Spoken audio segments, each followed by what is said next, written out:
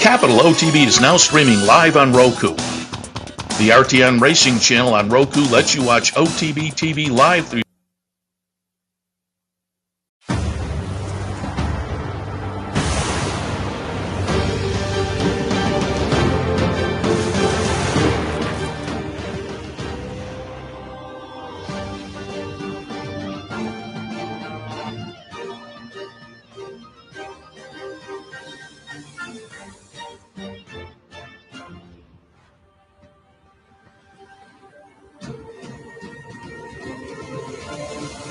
Broadcasting live from the Capital OTB studios, this is Racing Across America with Seth Merrow.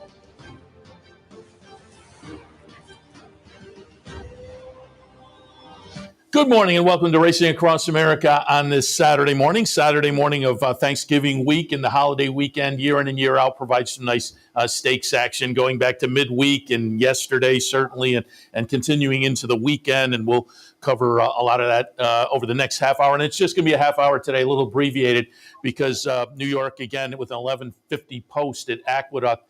Their pregame show will probably kick off a little after 10:30, so we'll wind things up at 10:30. But we're going to start the show off talking some Churchill, and who better to talk Churchill with than our friend Joe Kristufek. You see him pregame show and paddock commentary and whatnot. Hey, Joe, good morning. Good morning, Seth. Happy Thanksgiving to you. Yeah, same to you. And I'm curious, I always say I would love to be at the fairgrounds because I know it's a big deal down there, and two of my favorite things. I love turkey dinners. I'm a turkey guy. I eat turkey probably 3 days a week. And horse racing, you put them together. So I'd love to be at fairgrounds for Thanksgiving. But what was it like at Churchill on Thanksgiving Day? Yeah, and at fairgrounds and at Churchill now, too, we got the sports book and you got NFL football, too. So we can just throw a little bit of icing on your Thanksgiving Day dessert. Well, I root for the Jets, so let's get realistic. Well, at least you guys got a defense. I root for the Bears. Conversation for another time. It's a big day here, Seth. It really is. It's been a tradition here for many, many years. A lot of people coming out with their families, and we have a good card on Thanksgiving here. Spills over into Friday, and then stars it tomorrow, today, Saturday, and then closing day tomorrow, Sunday. So I think people take advantage of the final opportunity to come to Churchill before we close the meet, and particularly on Thanksgiving Day where it has become a family tradition for a lot of people in Louisville. Yeah, it sounds like a lot of fun. As I say, two of my favorite things anyway. But let's talk a little bit about the next couple of days. I know turf racing has been put aside for the remainder of the meet the next couple of days. But what's your weather like otherwise today and tomorrow? I noted it. I saw Caitlin Free in the paddock yesterday with a coat and some gloves on. So I'm guessing temperatures have cooled down a little bit. What are you expecting weather-wise? Yeah, man, it's in the 40s, maybe get up to upper 40s or 50 maybe, but it's sunny, and most importantly, the horses love it, and, with sunny skies, it's a little bit warmer than it would normally be if, it was cloudy and windy. All things considered, I'm in a nice, cozy studio with Scott. Caitlin just walked in with crumble cookies and a red nose, so she's a little bit more on the chilly side, but she finds opportunity to get warmed up in between everything. I think all things considered, fast lane track is the most important thing.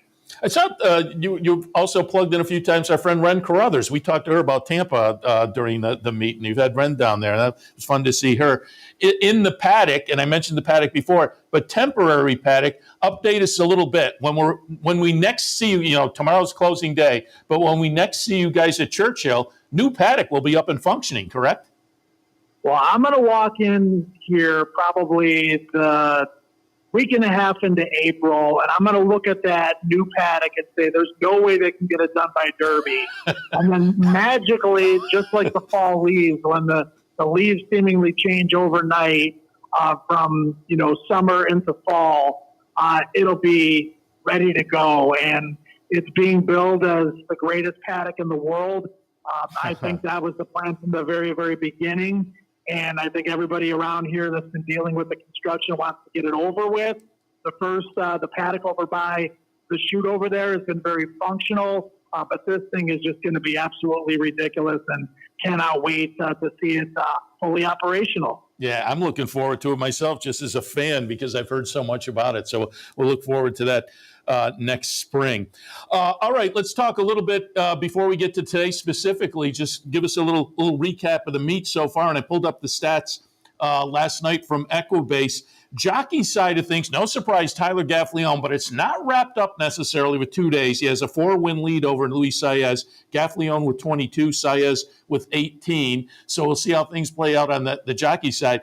But on the trainer side, the last 2 days are going to be very interesting. Brad Cox, Steve Asmussen, both sitting with 14 wins. Give us, as I say, a little recap on the human side and beyond.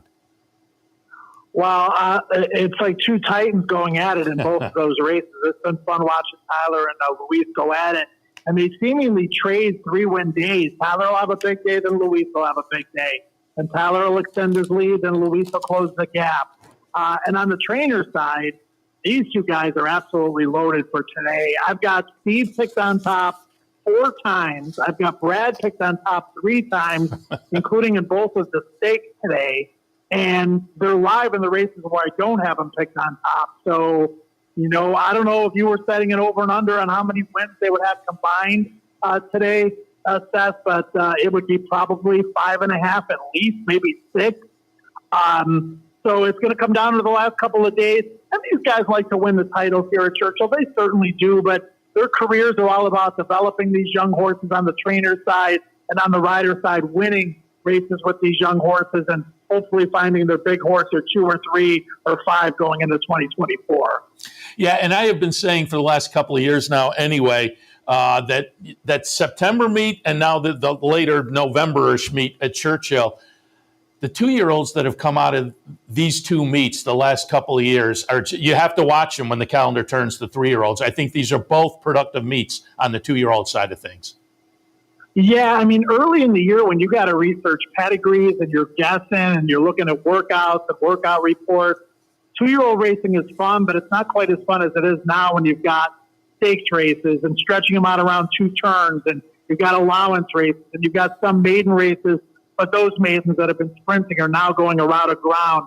So it's a very playable card today. I'm looking forward to trying to crush it myself.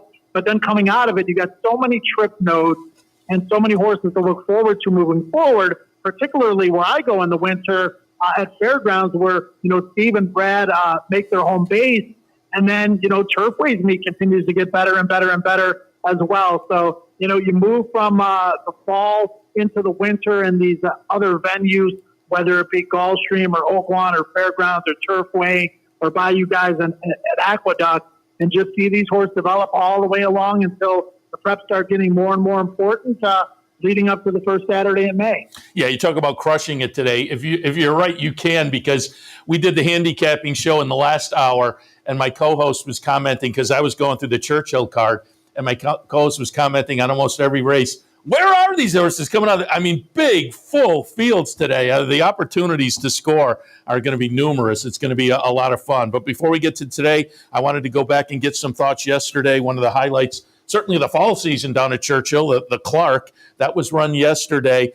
And we're going to watch the stretch run here. It's going to be number 5 Trademark getting it done for Vicky Oliver.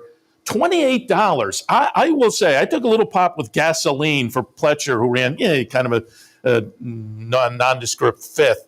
But I had Trademark right underneath. I think Vicky Oliver horses are always very clever down there, and this one turned out to be. But I was kind of shocked with the price. 8-1 on the morning line. But Trademark, ding-dong battle here down the stretch with First Mission. Trademark ends up getting it by a nose. And as I say, $28.20. Your thoughts on the Clark? Yeah, well, you've had First Mission just getting a ton of hype. People know that name from when he was going to be one of the favorites in the Preakness. Brad Cox, the hype machine on him. Then you had Gasoline, who was so impressive, trained by Todd Fletcher here locally. A lot of people on that bandwagon, including me. You had Film Star coming in from New York for Linda Rice. A lot of people in your neck of the woods probably gravitating towards that one, and allowed the price to float up on Trademark. Couple things, Seth. This horse loves Churchill. He's 4 for 6 at this track now. He just missed in the Lucas Classic 2 races ago. And then Fernando de la Cruz, one of the most underrated riders in the country. If you remember in the Turf Classic at Kentucky Downs, he nursed it smoking on the lead. They went wire to wire at a huge price. This guy doesn't ride on the big circuits, but he's not afraid of the big stage, and he proved it again yesterday. Yeah, as I said, I always find the Vicky Oliver horses very intriguing. I give her a second look. All right, let's. And before I go on, it dawned on me when we were talking about jockeys. You have a new jockey on the scene down there at Churchill the last few days. It's kind of interesting. Steve Asmussen's other son, Keith's been riding, but now Eric is on board some horses. Yeah, we'll see how that goes. I think when Keith first started riding, it was probably just going to be a temporary thing. And then he actually got good at it over the winter at Oaklawn. So Eric's first mount of his career, his horse got left at the gate, and we'll see what he does moving forward. They're both fighting weight. Eric didn't even take an apprentice allowance. If he can't even come close to making weight, to be a 10, 7, or even a 5-pound bug. But I know Papa Steve was super proud and even more nervous to see both of his sons in the same race. Well, and for folks who aren't familiar, Steve himself, you look at him now and you think, but he started out as a jockey. So you can take your shot, and nature may run its course and you have a brief career, but it'll be fun to watch and see going forward. All right, let's jump into this afternoon. Take a look at the stakes races. We'll kind of go in chronological order. The 9th is the Ed Brown, 6.5 furlongs for the 2-year-olds. I put Booth on top. I kind of master the obvious. We're going to look at the stretch run here to the career debut over at Keeneland the beginning of October. Fires a 96 buyer, wins by daylight for Asmussen and the Hill and Brats. I thought Bye Bye Liam was maybe a little bit interesting at a price. A Goo, Normandy Hero I have in my mix. What did you see in the Ed Brown? Oh, man, I can't wait to see Booth run again. Yeah. I mean, you're showing the replay of it now. It was scintillating, one of the strongest 2-year-old races we saw all year anywhere, not just Kentucky. The runner-up, Nash, came out of that race and was monstrous in his follow-up start for Brad Cox. This is a half to bright future, and a horse by the name of Musical Mischief, who won by 11 lengths here on Thursday. If he had an inside draw, I might think about trying to beat him, but he's got a cozy outside draw, and if he runs 80% as well as he did on debut, the rest of these are running for second. Yeah, a son of Matoli. They paid over $200,000, lived up to all of that. And again, that's, there's going to be a short price. So as I said, there'll be opportunities on the card. But if the horse wins at a short price, maybe you don't make a lot of money, but you have a fun time looking at maybe a future star in there. All right, the Goldenrod, race number 10 this afternoon. Grade 2 event, $400,000, mile and a 16th for the 2-year-old fillies. I put West Sunset on top. I mean, Torpedo Anna and West Sunset look like the two. But I thought with the stakes experience, and we're going to take a look at the stretch run to the Rags to Riches, I thought West Sunset, with this win in a stakes already, was the way I would go for the Brad Cox trainee. But off the nice 2 starts of the career so far, Ken McPeak with Torpedo Anna makes sense. Alternatives for me were Gin Gin, and I thought Cherie DeVoe's Purloin was maybe a little bit interesting. How did you see the Goldenrod? Yeah, West Coast has been an underwhelming stallion, to say the least, but this is one of his better productions so far. West Sunset on debut, rated kindly in a sprint race and unleashed on the turn. It was 8 wide and was able to get up for the win. This is what Brad does with a lot of his best horses. Even if he thinks he'll stretch out, he'll sprint them once or twice first and then stretch her out for the Rags to Riches. And she was eager early. She cleared easily. She was in hand. She responded when asked under a hand ride to win going away. Now, she had things her own way that day, but she's trained great coming out of the race. And you look at Torpedo Anna, both of her wins have come around one turn. She's been dominant, but she's by Fast Anna. She's out of an Uncle Mo mare. She's got very one-turnish pedigree, and she's back on short rest here. So she's going to take a lot of money, might give us an opportunity to really just zero in on West Sunset, try to take advantage of her as a potential single in some of these late multi-race wagers. I actually said on the handicapping show earlier, and you kind of alluded to it when you mentioned the money Brad Cox stakes. Being a Brad Cox stakes winner, I'm wondering when they go in the gate if the morning line will match. I'm thinking West Sunset might wind up being the favorite. It could be a coin flip. There's been a lot of hype about Torpedo Anna. She just won those 2 races so easily by open lengths and, doing it with plenty left in the tank. I'll just throw an Intricate real quick. This horse was fifth on debut, but galloped out like she wants to be a route horse. Then she got the route try at Keeneland last out. And, if you watch that replay, that's a very strong turn of foot.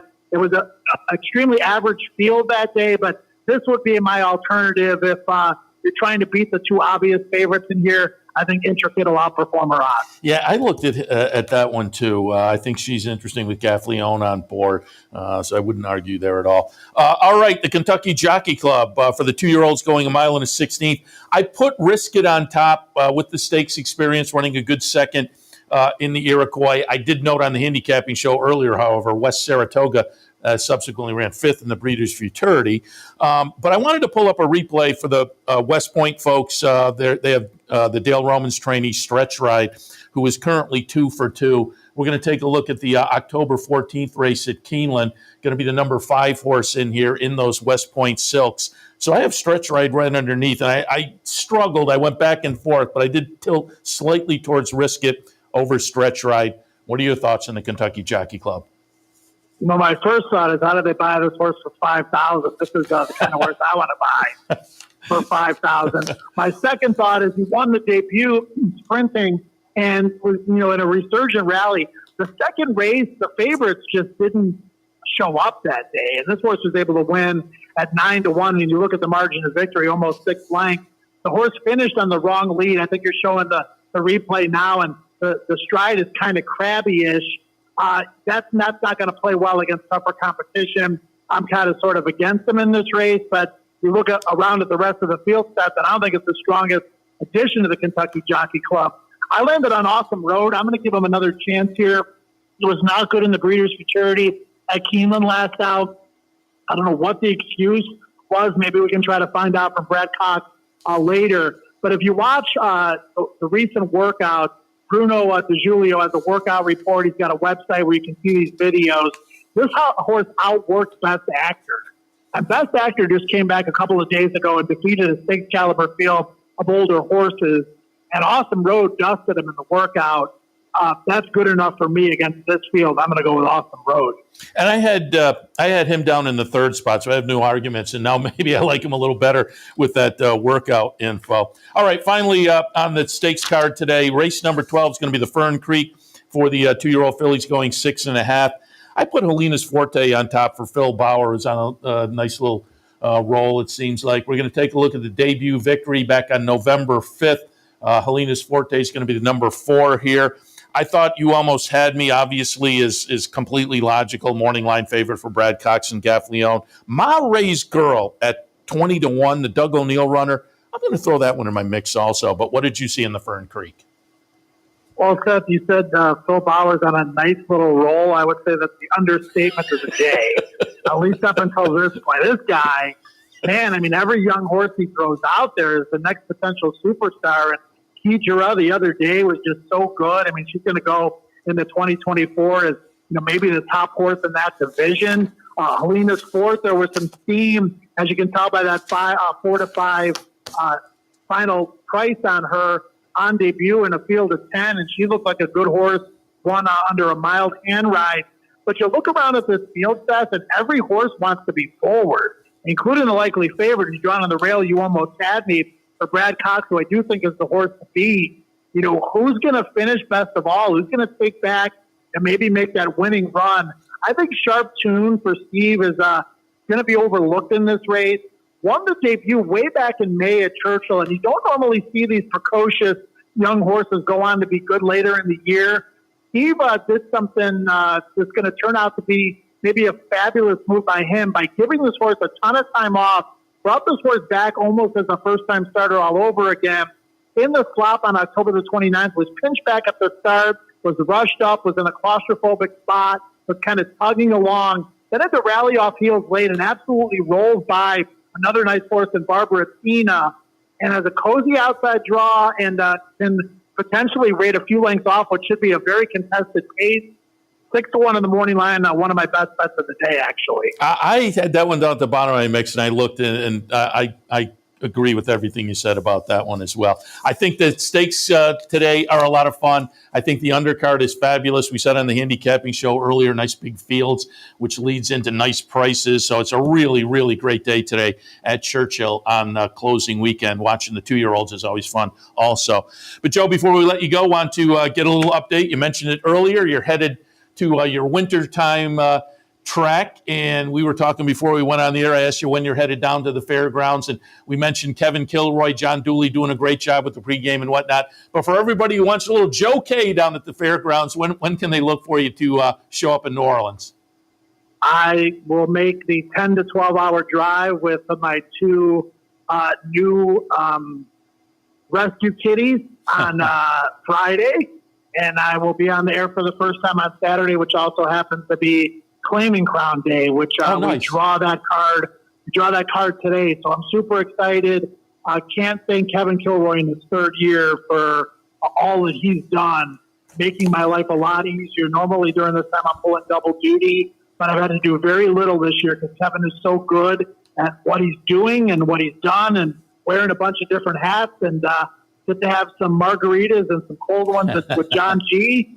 In just maybe a week's time. So looking forward to my winter down there like I always do. Yeah, and I said to you, I tried to get Kevin on for opening weekend, and he said, I'm here alone. I'm kind of busy, but I'm going to plug him in because he's got a book coming out, too, that I'd love to talk about. So we'll plug him in. But finally, whenever we have you on, we talk Brilliant Racing, your partnership, talk a little bit about what's coming up. And from what I read, I was looking at the Brilliant Racing Twitter feed. You're going to have some horses down at the fairgrounds. I saw you had a nice partnership horse the other day at Churchill as well. Just update us on the partnership, because I've said many times, I know we have some locals involved in some of the horses as well.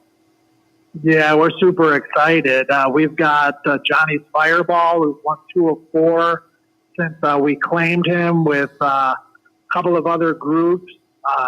AJ Suited and DC Racing, and he had trouble out of the gate the other day and ran 2nd in a big pot race here at Churchill. We think he might be good enough to run in some of those turf stakes at fairgrounds. We've got him with Norm Cassie. We've got a Mendelssohn filly who hasn't raced yet by the name of She Talks to Angels with Norm. Then with Greg and Travis Foley, who just had his first baby the other day. His wife Patsy nice. delivering little Mac just a couple days ago. So congratulations go out to him. We've got Diamond Lord with them, and he just had a sensational workout last weekend, and he is the half brother to White Abario. Oh, so wow. We're really excited about that horse. And we also have Dual Guru, who's named for John G. Dooley, the announcer at Fairgrounds. He's already down in Louisiana. He's getting ready for his debut, hopefully in the next several weeks. And then with Michelle Lovell, we have Spider Woman, who had a better than it looks debut a few weeks ago here at Churchill. And we've got Don't Let Go coming off a long layoff, who was 4th on Vanishing at Fairgrounds last winter. He had a pretty major setback, but he's coming back in great shape. And we think we can break the maiden with him, and maybe move on to the allowance conditions after that. So we've got some exciting prospects. Should be a fun winter. Yeah, and if people are interested, you have a Brilliant Racing website. Yeah, as I say, Brilliant Racing on Twitter. People can get in touch and maybe get involved. And partnerships are a great way for people to get involved. You get in for a reasonable amount of money, and it's fun. You make new friends and whatnot. And so we're always rooting for all the partnerships, and you guys, as I say, in particular, because we know some of the folks who have been and are involved in your horses. So wishing you good luck going ahead. And I'm curious, does Dooley have to recuse himself when his namesake runs? No, I mean, he doesn't own any portion of the horse, and the horse is named Dual Guru, and I don't think there's anyone more excited about that horse than he is. So, well, now I'm looking forward to it too, to hear the call. Joe, we really appreciate it. Appreciate you taking the time. Always a fun conversation. Give, again, as I always say to you, give our hats off to everybody involved with the team, because your pregame show, I'm in here in the morning getting ready for my afternoon shows. I'm watching the various pregames, and yours is always really entertaining. It's like you're sitting with people who you would sit with at the track and talking horses, and I like the innovations. I like, the long shot of the day and the favorite we're against. You all do a great job. So, again, hats off to everybody there. Have a great closing weekend, and we'll look for you sooner rather than later down at the fairgrounds as well, and we'll check in down there. All right, sounds good, Seth. Best of luck to all the listeners out there, and talk to you soon. Appreciate it. Joe Kristufek from Later. Churchill Downs on a really nice Saturday card on a closing weekend program down at Churchill. All right, we'll take a quick break. When we come back, we'll do some quick news and notes and then wrap it up because, as I say, we'll do a shorter show today because Naira will come on with their pregame sooner rather than later as well. So take a break. We'll come back quickly and be back right after this. Stay tuned. Capital OTB is now streaming live on Roku. The RTN Racing channel on Roku lets you watch OTB TV live through your Roku device or your Amazon Fire Stick, rather than being limited to computers and mobile devices, which means you can now watch OTB live wherever you are. Simply open Roku, scroll to find the RTN channel, then click on OTB TV. OTB TV on Roku. Try it now. The Clubhouse Racebook is the Capital Region's new home for racing and sports. 25,000 square feet of Vegas-style action with live wagering on the best horse racing from around the world. 260 flat-screen televisions and state-of-the-art wagering terminals. So don't miss out. The fun is only minutes away at 711 Central Avenue, Albany, just off Exit 5 of I-90. And don't forget, if you can't make it to the Clubhouse, you can always wager online 24/7 at capitalotb.com. Sometimes it pays to go with the flow, to check your worries at the door, to reconnect with your crew, to follow the thrills and the flavor, to roll with it and see where it takes you, to enjoy every minute to its fullest, and to dance like there's no tomorrow. You can do that here at Rivers Casino and Resort Schenectady, where the good times flow. Welcome back to Racing Across America on this Saturday morning. Seth Merrow in the studio again. We have an 11:50 posted Aqueduct. Keep that in mind. A little bit earlier than it's been that way for about the last since the clock changed the last 3 weeks or so. And last year was the same way. It was hard to predict Saturdays because if they put in a certain number of races, they'll start at 11:50. Other days they'll be 12:20. So you just have to kind of keep on it on the Saturdays with the early sunset which is so depressing. I wish they'd go to daylight savings all year long, but nobody from the official side of things is checking in with me. Although, as I talk to other people, I think everybody would like that. It's because, as they say, you get done with the work day, you open the door to go out to your car, and it's dark. That's depressing. But regardless, that's the situation. 11:50 posted Aqueduct today. So again, I'm kind of looking at my monitor up there. They haven't gone to that pregame logo yet, but we'll get you there so you can watch the pregame down in New York. In the meantime, I wanted to just remind you that this is another Derby Future Pool weekend. And again, they made the great move last year, or a couple years. I want to say it was last year, but it might have been a couple. How time flies. They made the move to 40 entries, which is actually 38 individual entries, and then there's an all other for fillies and an all other for males. But as opposed to the old 20, and just with computer technology, I think they should have any 2-year-old you can play.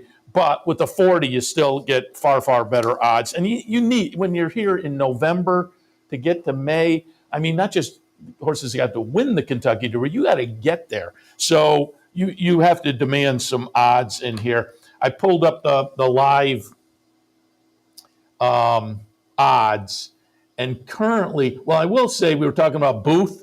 Booth is 51-1. I would say Booth pretty good at 51, except that's the problem with horses when they're racing that weekend. If Booth wins today, you're not going to get 51-1.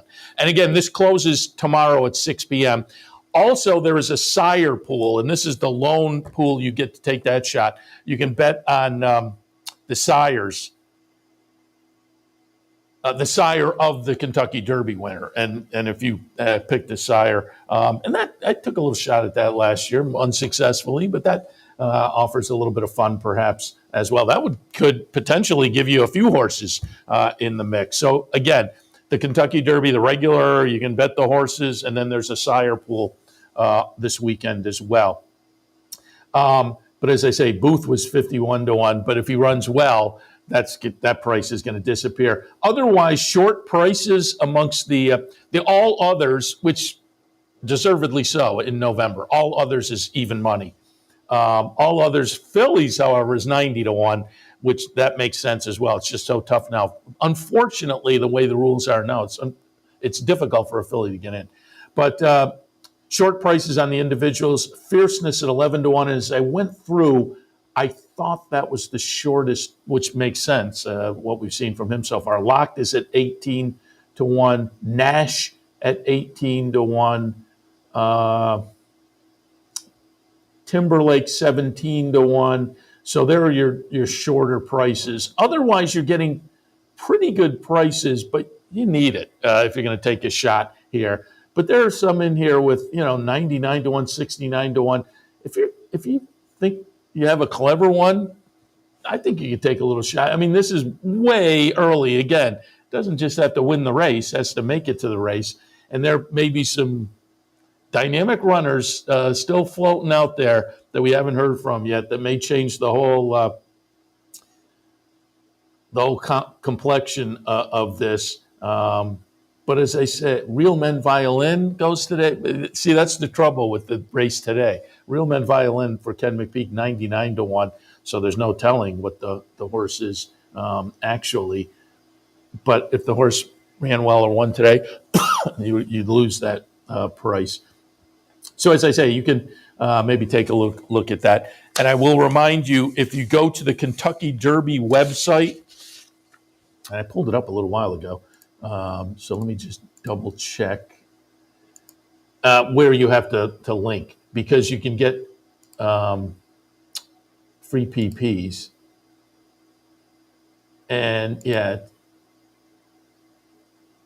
I'm being slow, but I think up at the top of the page, you go to the Kentucky Derby website itself, and up at the top of the page, there is maybe wager, and if you open that, there's a future wager link, and click on that future wager link, and you can get free pass performances if you're interested in taking a look at the Derby future pool this weekend. Again, 6 o'clock tomorrow, closing time on that. All right, I can see they're kicking things off in New York for getting to scratches and changes in the pregame show, so I will wrap it up for Racing Across America on this Saturday morning. You will next see me live from Uncle Sam Lane's in Troy. We'll be doing live cut-ins all afternoon with the Fan Appreciation Day. Stop by, say hello. If you're a patron down that direction, stop by on a Fan Appreciation Day so we can say thank you. Food, vouchers, PPs, contest. Going to be a lot of fun. So thanks for tuning in this morning. Great racing this afternoon, and I'll see you in a few from Uncle Sam Lane's in Troy. You're watching OTB TV, a service of Capital Off-Track Betting.